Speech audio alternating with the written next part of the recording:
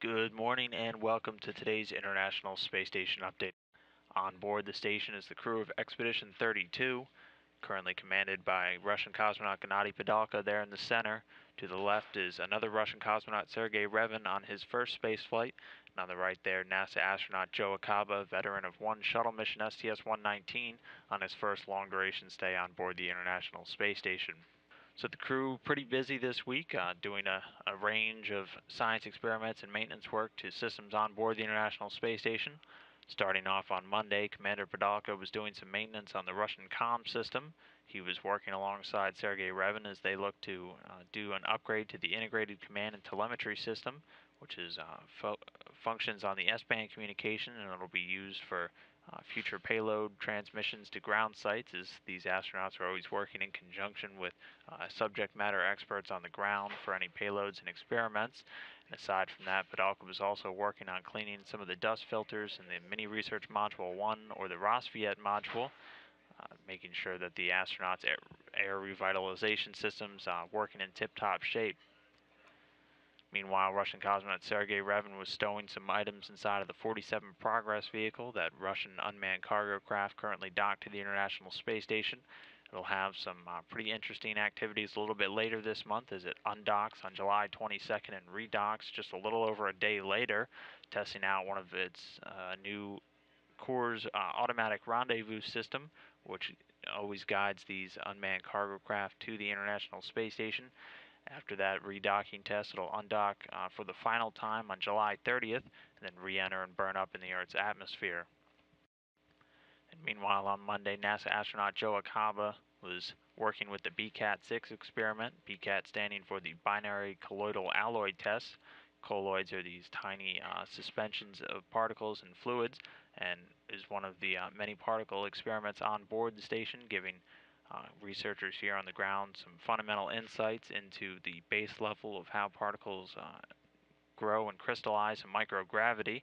He was mixing, photographing, and stowing some of those samples.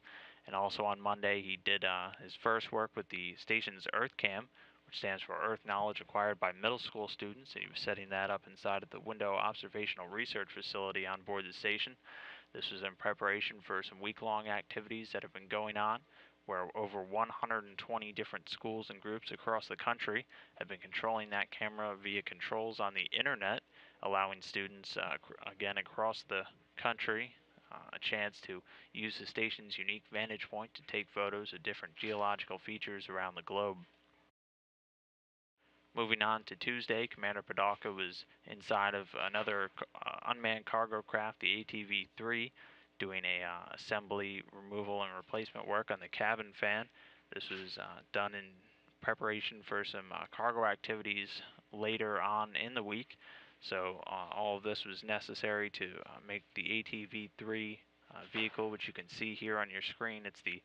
Currently, it's the largest unmanned resupply vehicle that visits the International Space Station, and he was doing that cabin fan assembly replacement work in preparation for some cargo work he'd be doing later in the week.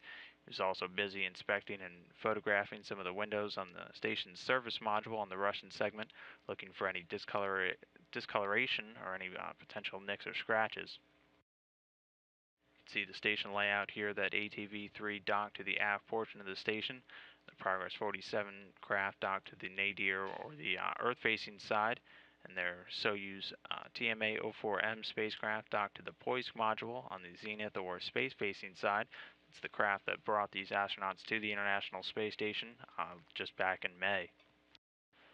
Also on Tuesday, Sergei Revin was stowing some more items inside of that 47 Progress craft and doing an update to the station's inventory management system, which looks to track all the items on board the station. And Joe Acaba was back doing a few checkouts on that EarthCam and also troubleshooting the station's ISS camera, which is another Earth observations project on board the station, which ISS stands for International Space Station Agricultural Camera. He was troubleshooting a laptop failure that's used to control it, and once he was done with all that, he took some time out of his day to do a ham radio contact with the WISH program here at the Johnson Space Center in Houston, Texas. That was women in STEM high school aerospace scholars, using the station's ham radio to do a quick Q&A with students down here on the ground.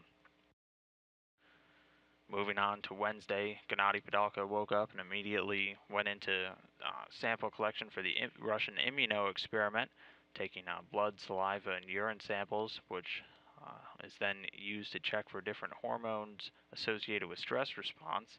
This immuno study looks to track any changes in the astronauts' immune system during their long duration space flights, and also couples it with stress tests to find any correlations between an increase or decrease of stress and functioning of the human body's immune system. He was also doing some more window inspections in the service module, also known as VESDA, and doing some repair and recovery work on the Russian Vozduk system, which is one of the air revitalization systems on board the station, which looks to constantly scrub carbon dioxide from the breathing atmosphere for these astronauts. And also working on the station's atmospheric system was Sergei Revin, who was doing some maintenance on the Russian Electron, which is their oxygen generation system. There are quite a few over on the U.S. segment as well, but these Russians were doing some routine maintenance, getting theirs up and working. And Revin was also cleaning a few of the ventilation screens on the Zarya module's interior panels, and also working on its gas-liquid heat exchanger. Meanwhile, on Wednesday, Joe Acaba was doing his first checkout of the HTV hardware command panel. That HTV vehicle is scheduled to launch next week on July 21st, and then rendezvous and capture and berth just about 6 days later. That is an unmanned cargo craft from the Japanese Aerospace Exploration Agency, which will be delivering for about 4.6 tons of cargo to this newly expanded Expedition 32 crew. Acaba was also at work with the Sphere satellites, doing a few test runs as they practice their automated rendezvous and docking procedures. Sphere standing for the synchronized position, hold, engage, and reorient experimental satellites. These small bowling ball sized objects. You can see the orange one there spinning in the middle of your screen. Completely autonomous and self-contained satellites that practice things like formation flying and docking using algorithms that are written down and uplinked from the ground. So moving on to Thursday, Commander Padalka was back inside of that ATV cargo craft, moving a few trash items in as they look to clear up space for cargo coming up on that HTV vehicle. He was also doing some monthly maintenance on the station's TVIS, which is the treadmill with vibration and isolation stabilization. And that was just some monthly maintenance to make sure it's still working as it should be.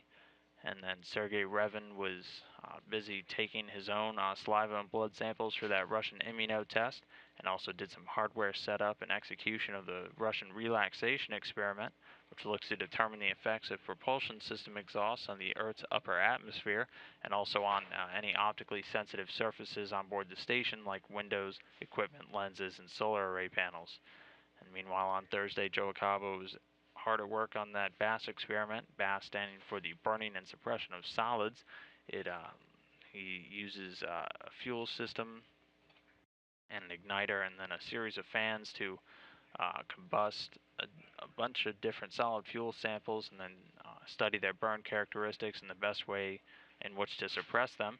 And an ongoing study to figure out the best way to combat any potential accidental fires that might break out in microgravity. And all that brings us to today, Friday, where starting off with Russian Commander Gennady Padalka, who immediately upon waking up participated in the Russian Sprut experiment alongside with Sergei Revin that looks to study the distribution of fluids and microgravity throughout these astronauts' bodies, as gravity is not constantly pushing everything down towards your legs. It kind of redistributes and can have effects on how well these astronauts stay hydrated. It's the Russian study looking to combat any of the negative effects that may come out of that. And Padalka will also be doing a test a little bit later today on the station's TV system through their KU band, which delivers all the video from the station down to the ground. And that's all being done in preparation for the upcoming monitoring of their Soyuz docking, which will be delivering their 3 new crew members next week on Tuesday at about 11:52 p.m. Central Time. And aside from that Sprut experiment, his fellow Russian cosmonaut Sergei Revin is doing some inspection of a few more windows inside of the station's service module, or Zvezda, again looking for any discoloration or potential dings or scratches on the inside or outside. And Joe Acaba, meanwhile, is closing out his week, cleaning a few more exhaust and intake ducts inside of the crew quarters, and then opening up the U.S. Labs window shutters in support of that ISS camera, the International Space Station agricultural camera, which he was troubleshooting a little bit earlier this week, and doing a final swap out on some of those EarthCam batteries. As students continue to control that camera via the internet to take pictures of geological features around the planet.